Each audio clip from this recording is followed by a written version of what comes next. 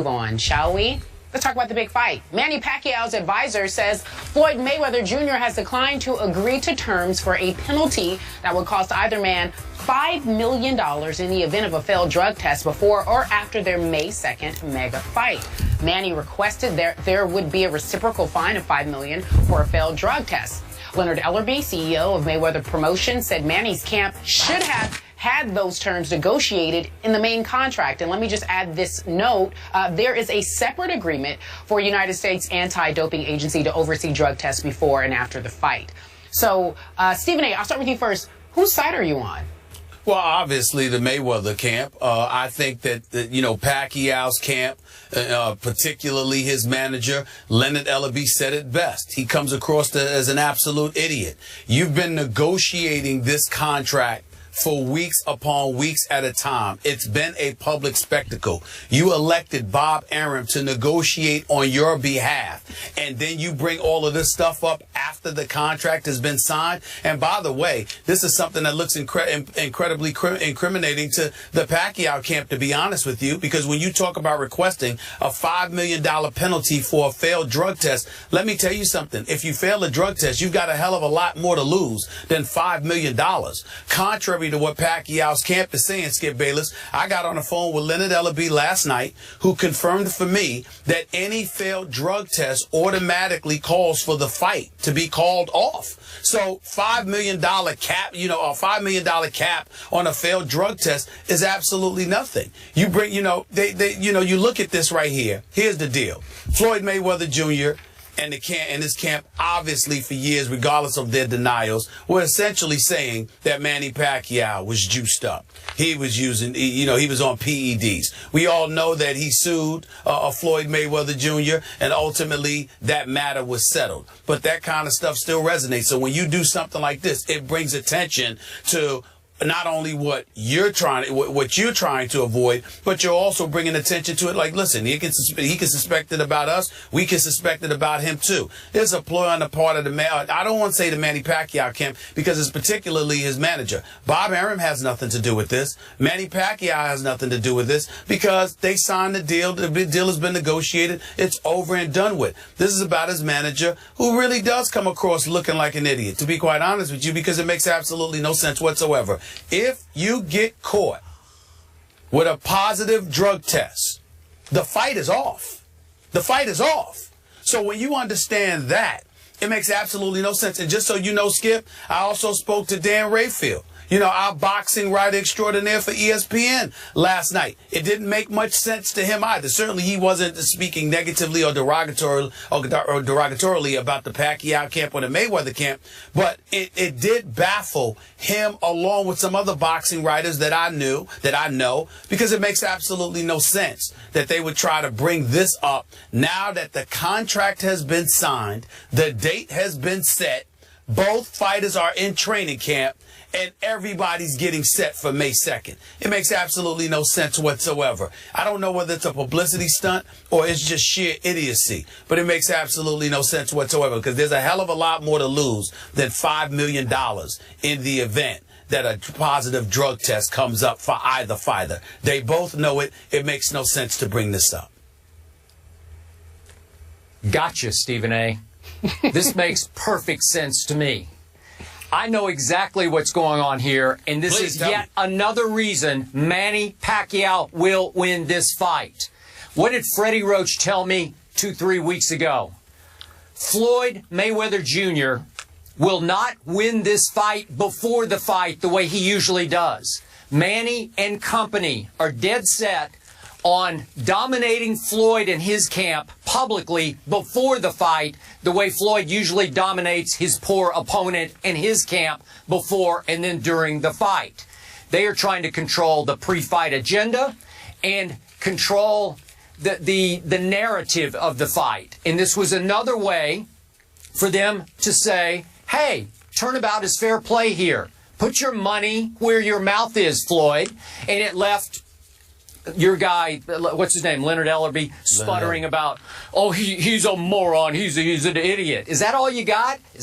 Come on. They are just gigging you. They're trying to get further and further into Floyd's head, and I think they scored and struck once again. And there is lingering bitterness here, as you point out, about the fact that it went on for a couple of years, that Mayweather and obviously his father and some of the other relatives in his camp publicly accused Manny of PED use. Manny was so outraged over it, he sued them, and Floyd was forced to settle in Manny's favor out of court. So now, as silly as it sounds, $5 million. Knowing Floyd, he probably accidentally lose $5 million out of his pockets while he's walking down the street every other day. Very possible. I mean, yeah. What's he do? Like he's paying his chef $1,000 a meal. So this is like chicken feed money to Floyd. But it's the principle of the thing that they're just saying, oh, well, let's just put this in. $5 million, no big deal. But why won't Floyd say, oh, sure, put it in, $5 million. And I got to tell you, just in the big picture, does it make me wonder about Floyd just a little bit? Last night I couldn't help but wonder just a little bit, because obviously the quickest way to cover your tracks is to point the finger at somebody else. So Floyd's, what is he, 38 now? He's getting up there.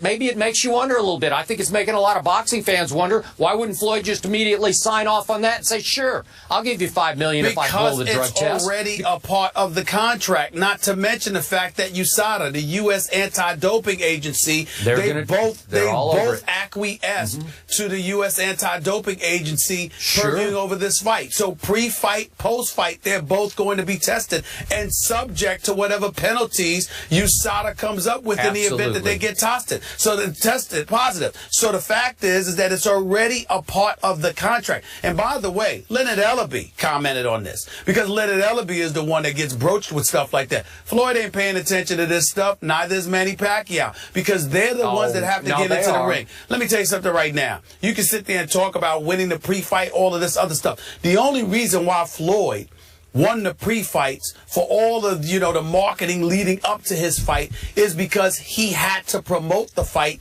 in order for it to sell. The one fight that he didn't have to do that for really was with Canelo Alvarez, all right? Even to some degree Miguel Cotto, because you had the Hispanic populace that was going to gravitate towards them. So all you saw Floyd doing was the 24/7 thing. Whereas with other fighters, whether it's going to Ghost Guerrera or Ortiz, Victor Ortiz, or anybody else, he had to go out of his way to promote the fight, to sell it. And that's what it comes down to, because remember, it was a Mayweather promotion production. So you're trying to get as much money as you possibly can. This fight, you don't have to do that. Even though Floyd swears marketing is always required, we all know that this particular fight is going to sell itself. Manny Pacquiao and them know it as well. So when you say about desperate, who's desperate here? You already signed on the dotted line. You're going to get your money. On top of it all, you know the fight has to sell itself. So you're trying to get into Floyd Mayweather's head, because you're trying to sit there and use every tactic imaginable, because you're going to need all the help you can get, because when May 2nd comes and you step inside the MGM Grand and you're standing across from the man, it's going to be one of those moments where it's like, you see what you got yourself into, you realize what you asked for. You asked for this. You understand? I ain't want to have to do this, but you made me. It's one of those moments like my man Roy Jones Jr. had to say years ago against Montel Griffin, who was the former light heavyweight champion of the world. These are the kind of things that happen when you're sitting there and chirping. This is what's going on. So go ahead and let Manny Pacquiao use his tactics. We'll see. We shall see. Manny is not chirping. He is attacking. And he will attack Floyd. He's going to get him out of character, out of rhythm, out of his usual fight plan. We're going to talk about Roy Jones Jr. in a little bit on this show and how he says that Floyd's going to have to win this fight. But, Stephen A., you're wrong about one thing. Trust me, Manny knew his manager was going to make a big public deal out of this. And trust me on this, now Floyd knows all about it, and I'm sure he's trying to laugh it off and shake his head. But inside his head, deep in his psyche, he knows Manny is coming for him. Well, he knows Manny's coming for him because Manny only knows one way to fight. He comes for everybody. It didn't stop him from being put to sleep. It didn't stop him from looking like he took an extra dose of Ambien, okay? These are the kind of things that happen. So what, he's coming. He always comes. When does Manny Pacquiao not come? It doesn't matter who he's fighting. He always comes. So saying that he's coming is like saying the sky is blue. Who doesn't know that? We know Manny Pacquiao is coming. That does not mean that he won't pay a price for coming. That's the bottom line. You sit there and talk all you want. Sure, I'm sure he knew that what his manager's doing, but he ain't paying much attention to it. I'm sure Floyd is aware of it. He ain't paying much attention to it. They're the ones that have to fight. And his manager can't fight for him, and Bob Arum can't fight for him. Okay? Just like Leonard Ellaby can't fight for Floyd Mayweather Jr. Floyd Mayweather. This is what it comes down to. I'm looking forward to it, bro. I just can't wait. I'm just mad that I got another month to go. Hey. That's what I'm mad about. Yeah. What I'm happy about is Manny and company just won yet another pre-fight round of publicity. And deeper and deeper they go into Floyd's psyche. You know it, and I know it. He's coming. He's coming. He's coming, so he says, Stephen A. So are we. We're coming to Vegas, too. We will be there May 2nd, ladies and gentlemen, in Las Vegas, the week leading up to the fight. You do not want to miss it, or us, because this is going to be something special. Coming up next, though, we're talking NBA, NFL, more boxing, and there's a way to keep up with everything that we are debating today. Just go to Instagram, where you will find our Friday Rundown. Leave your take if you'd like. Also, after the break, James Harden adds to his MVP season with a 50-point game. But guess what? Dwight Howard says he's coming. He's coming as well. What happens when he returns? We discuss it all in just a few moments. We'll be right back.